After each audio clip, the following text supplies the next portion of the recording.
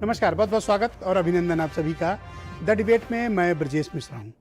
उत्तर प्रदेश की कानून व्यवस्था इन दिनों चर्चा में है, सवालों के घेरे में है।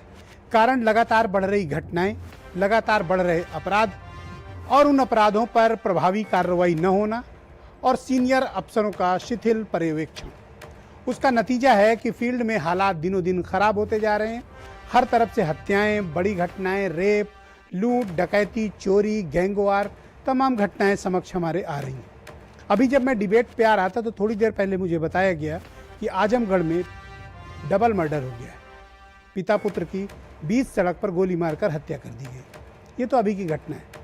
पिछले 15-20 दिनों में और एक महीने में अगर आप देखें तो उत्तर प्रदेश में अपराध चरम पर है। और अपराध भी कैसे हैं जिसकी प्रकृति कोई अचानक से किया गया अपराध नहीं है, संगठित गिरोहों द्वारा किए गए अपराध हैं। लगातार अपराध की घटनाएं उत्तर प्रदेश में बढ़ रही हैं और ये लोगों के मन में भय उत्पन्न करती हैं और ये सवाल खड़े करती हैं कि कानून व्यवस्था को हो क्या गया है। क्या कारण है कि अचानक से अपराधियों के हौसले इतने बुलंद हो गए और वो लोग कहां हैं जो ये फार्मूला खोजते घूम रहे थे कि इनकाउंटर करने से या हाफ इनकाउंटर कर देने से या पैर में पेचकस मार के उसको गोली मारना पैर में दिखा के हम एक बेहतर कानून व्यवस्था कायम कर सकते हैं, वो गलत साबित हुए। इनकाउंटर कभी भी किसी भी समाज में बेहतर कानून व्यवस्था की गारंटी नहीं हो सकता। जिन्हें भी यह गलतफहमी और गलतफहमी अपने दिमाग से निकाल लें। अपराध होने से रोकना और यदि अपराध हो जाए तो उस पर प्रभावी नियंत्रण करना, अपराधियों की धरपकड़ करना, कानून व्यवस्था का बेहतर तरीके से पालन कराना, यह एक पुलिस अफसर का दायित्व होता है। और उत्तर प्रदेश में वही दायित्व पुलिस अधिकारी भूल गए हैं। यह तो हुई बात की पुलिस एडमिनिस्ट्रेशन की, लेकिन उससे भी एक अहम इंपॉर्टेंट चर्चा है जो हमें लगता है कि अब करनी चाहिए और इस पर कोई बात नहीं करता और मुझे लगता है इस पर सबने बात करनी चाहिए। 1985 के बाद तब वीर बहादुर सिंह उत्तर प्रदेश के मुख्यमंत्री हुआ करते थे। इत्तेफाक से वो भी गोरखपुर के थे। उनके वक्त गृह मंत्री गोपीनाथ दीक्षित थे। गोपीनाथ दीक्षित उन्नाव के रहने वाले थे और उत्तर प्रदेश के अंतिम गृह मंत्री थे। बहनों भाइयों नोट कर लीजिए, गोपीनाथ दीक्षित उत्तर प्रदेश के अंतिम गृह मंत्री थे। उसके बाद से किसी भी सरकार ने, नारायण दत्त तिवारी से लेकर वर्तमान सरकार तक, किसी ने भी फुल फ्लेज्ड कैबिनेट मिनिस्टर के तौर पर गृह मंत्री नियुक्त नहीं किया। कब से? 1985 से 2020। उत्तर प्रदेश के पास अपना गृह मंत्री तक नहीं है और यह कोई नई परंपरा नहीं है, 1985 से चली आ रही है। उसके पहले हमेशा गृह मंत्री हुआ करते थे। बाबू हरगोविंद सिंह आप लोगों को याद होगा, चौधरी नौनिहाल सिंह आप लोगों को याद होंगे, वीरेंद्र वर्मा आपको याद होंगे। एक से बढ़कर एक ताकतवर गृह मंत्री उत्तर प्रदेश के हुआ करते थे। तब डीजीपी की व्यवस्था नहीं थी, आईजी हुआ करते थे, सीधी रीढ़ रखते थे एकदम। और हरगोविंद सिंह का तो अपने जमाने में गृह मंत्री के रूप में बड़ा नाम था, हम लोग तो सुनते थे उनका नाम। तो क्या कारण है कि उत्तर प्रदेश में कोई गृह मंत्री नहीं है और किन वजहों से गृह मंत्री उत्तर प्रदेश में अपॉइंट नहीं किया जाता? वो कौन सी सुरक्षा की भावना है और वो कौन सी सोच है जो उत्तर प्रदेश में कोई गृह मंत्री नहीं देती? दुनिया की सबसे बड़ी फोर्स स्टेट की उत्तर प्रदेश पुलिस, और उसके पास अपना मिनिस्टर नहीं है। यह बात आपको चौंकाती नहीं है? चौंकानी चाहिए। अब तक आपको याद नहीं था, अब याद आ जाएगा। तो नारायण दत्त तिवारी से लेके मुलायम सिंह यादव, कल्याण सिंह, राम प्रकाश गुप्ता, मुलायम सिंह यादव, मायावती, अखिलेश यादव, योगी आदित्यनाथ, किसी के भी वक्त कोई गृह मंत्री नहीं है। उत्तर प्रदेश को एक गृह मंत्री चाहिए। पिछले 30 सालों से यहां का सबसे बड़ा मुद्दा मेरे प्यारे देशवासियों क्या है? आप बताइए मुझे कि सबसे बड़ा मुद्दा क्या है उत्तर प्रदेश में? सबसे बड़ा मुद्दा कानून व्यवस्था है। विकास, रोजगार, कृषि, बेहतर उपज, अच्छी इंडस्ट्री, अच्छे कारपोरेट, अच्छी शिक्षा, अच्छा स्वास्थ्य, इन सब की गारंटी कौन दे सकता है? लॉ एंड ऑर्डर, बेहतर कानून व्यवस्था।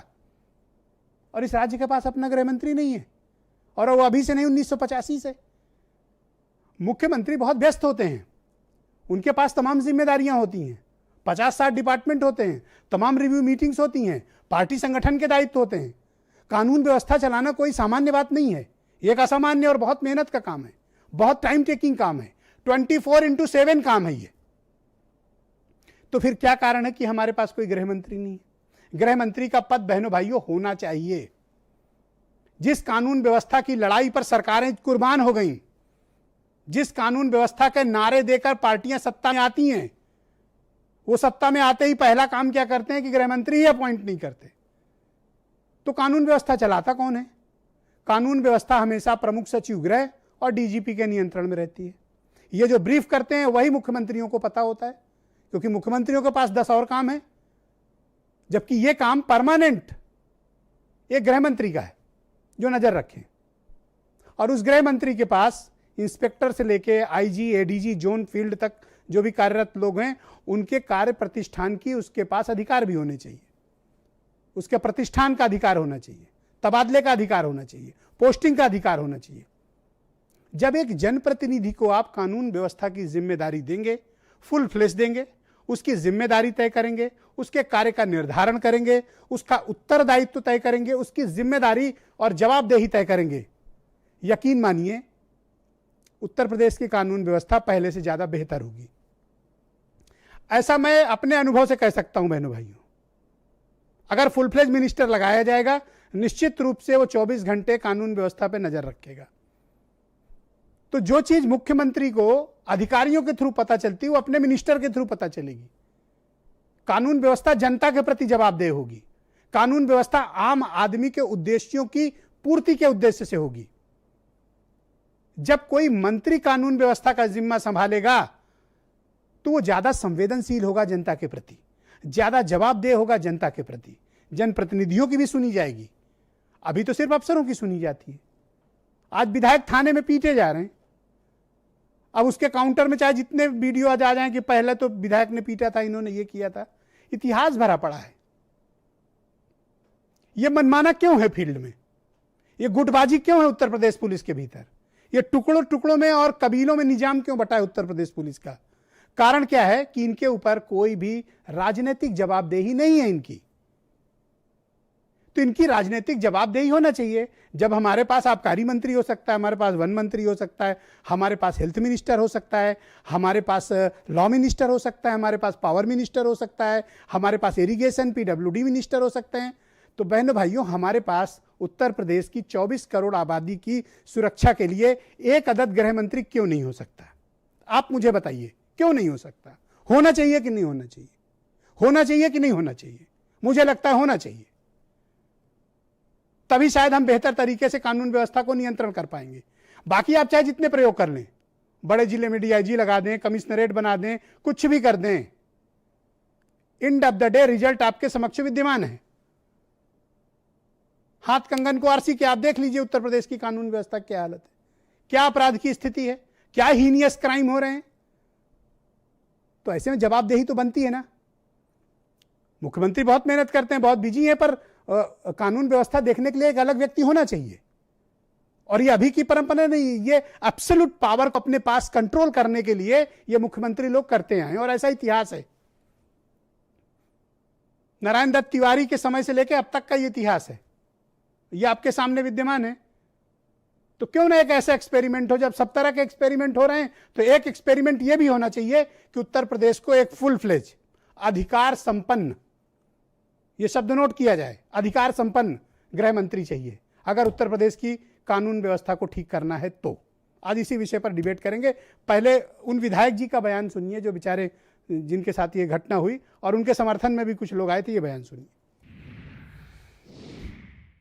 3 दरोगा हमारे पे मारने पड़े। मेरे ऊपर देखिए सारे कपड़े फाड़ दिए 3 दरोगाओं ने। जैसे देवेंद्र था, विवेक था और स्वयं ऐसे तीनों मेरे पे चिपट के मारने के लिए।